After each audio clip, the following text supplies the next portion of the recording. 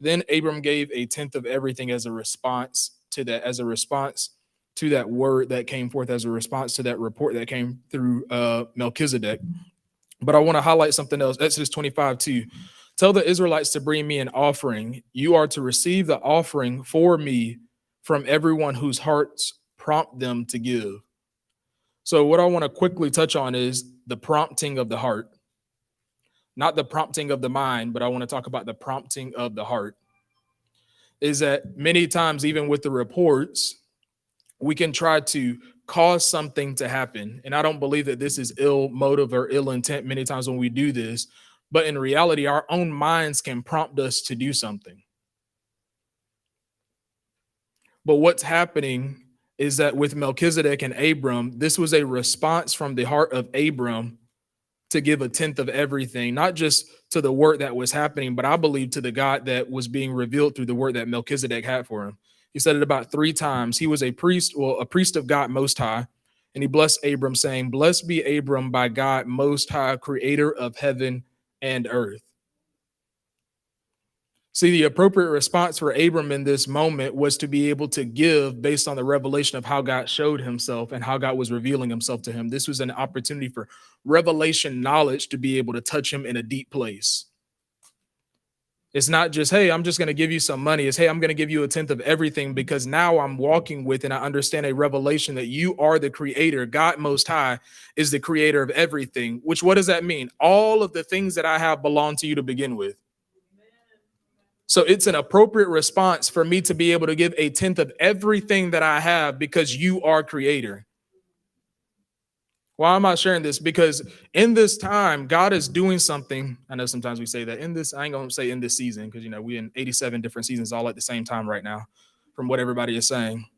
I got season confusion. I don't know if it's winter, summer, fall, all at the same time. Who knows? But I can share it. Jacksonville itself is confused. It was winter yesterday, and now it's, summer. Who knows? Help our city, Lord. But what's so awesome is that the quickness that Abram had in this response to who God was is that you are creator. You are God Most High.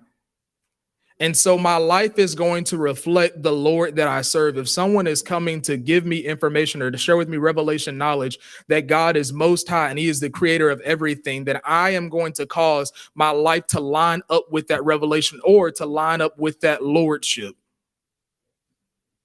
In other words, if he were to come in and say, hey, I am your healing, I have provided healing for you, then my life and my belief and my attitude and my family and my children and my finances, see, everything should come into alignment with that level of lordship. The question that I have for you is, does your life come into alignment with that level of lordship?